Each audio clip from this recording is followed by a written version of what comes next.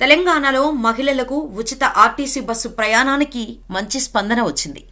మహిళలతో బస్సులు కిటకిటలాడుతున్నాయి. ఉచిత ప్రయాణంతో ఆర్టీసీ బస్సులు మహిళలతో నిండిపోతున్నాయి. ఆక్యుపెన్సీ రేటుతో పాటు ఆర్టీసీకి ఆదాయం కూడా మునుపెన్నడూ లేనంతగా పెరిగింది. అయితే ఈ రద్దీ వల్ల సీట్ల కోసం గొడవలు జరుగుతున్నాయి. పురుషులకు సీట్లు కూడా దొరకని పరిస్థితిని మనం చూస్తున్నాం. దీంతో పెరిగిన రద్దీ దృష్ట్యా బస్సుల సంఖ్య పెంచాలని ఆర్టీసీ యాజమాన్యం భావిస్తోంది.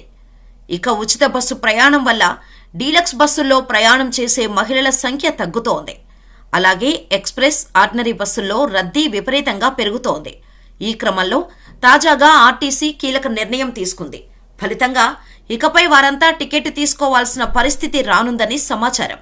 రాష్ట్రంలో మహిళలు ఉచితంగా ప్రయాణించేందుకు వీలున్న ఎక్స్ప్రెస్ బస్సులను అవసరాలకు తగ్గట్టుగా ఆర్టీసీ పెంచడం లేదు.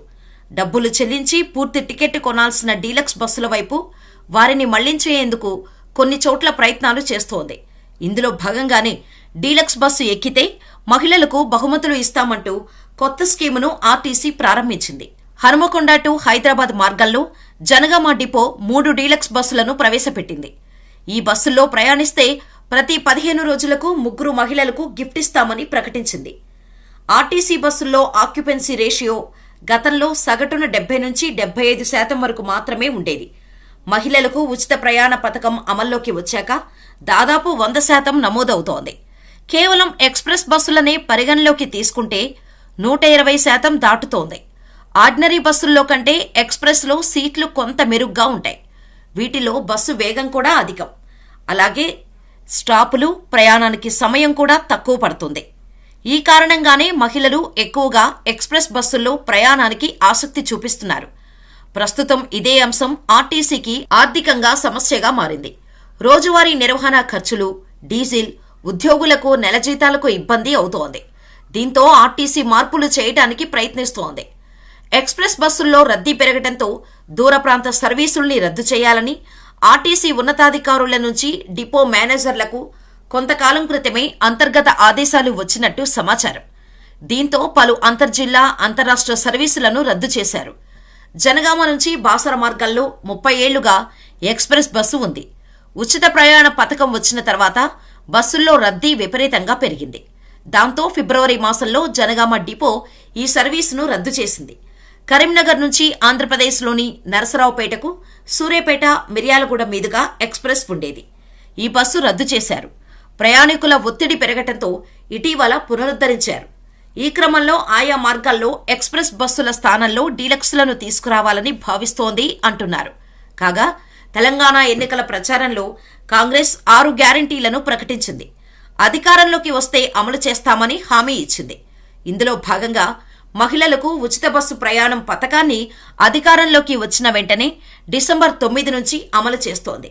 ఈ పథకానికి మహిళల నుంచి అనూహ్య స్పందన వస్తున్నప్పటికీ బస్సుల కొరత ఇబ్బందికరంగా మారింది. అటు ఆటో డ్రైవర్ల నుంచి కూడా మొదటి నుంచి తీవ్ర వ్యతిరేకత ఉంది. కాగా గతంలో దీని మీద ఒక ప్రైవేటు ఉద్యోగి పిటిషన్ దాఖలు చేశారు.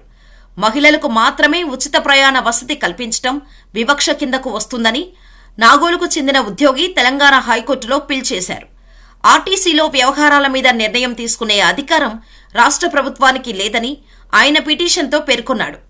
ఆర్టీసీలో మహిళలకు ఉచిత ప్రయాణ వసతి ఇవ్వటం వలన మహిళా ప్రయాణికుల సంఖ్య భారీగా పెరిగిందని, దీనివలన మిగతా వారికి ఇబ్బందులు కలుగుతున్నాయని పిటిషనర్ తెలిపారు. మహిళలకు ఉచిత ప్రయాణ సదుపాయాన్ని కల్పిస్తూ తెలంగాణ ప్రభుత్వం 2023 డిసెంబర్ 8న జారీ చేసిన జీవో 47ను సస్పెండ్ చేయాలని కోరారు. కేంద్ర చట్టాల ద్వారా ఏర్పాటైన ఆర్టీసీలో ఉచిత పథకంపై అధికారం రాష్ట్రానికి లేదన్నారు. అంతేకాదు, ఉచిత ప్రయాణం వలన ఆర్థికంగా ఆర్టీసీ మీద పడే ఆర్థిక భారాన్ని కూడా ప్రభుత్వం భరించటం అన్యాయమేనని పిటిషన్ వాదిస్తున్నారు. పన్నుల రూపంలో ప్రజల దగ్గర డబ్బులు వసూలు చేసి ఇలా మహిళలకు ఉచిత ప్రయాణాన్ని అందించటం ఎంతవరకు సమంజసమని పిటిషనర్ తెలిపారు. కాగా ఈ కేసును విచారించిన హైకోర్టు ఇందులో ప్రజా ప్రయోజనమేమీ లేదనే అభిప్రాయం వ్యక్తం చేసింది. ఈ వ్యాజ్యాన్ని రిట్ పిటిషన్గా మార్చాలని రిజిస్ట్రీని ఆదేశించింది. మహిళలకు బస్సుల్లో ఉచిత ప్రయాణంతో తీవ్ర రద్దీ పెరిగిందని పిటిషనర్ వాదించారు. ఈ మేరకు ఉచిత ప్రయాణంపై ఇచ్చిన జీవో 47ని రద్దు చేయాలని హరీందర్ హైకోర్టును కోరారు.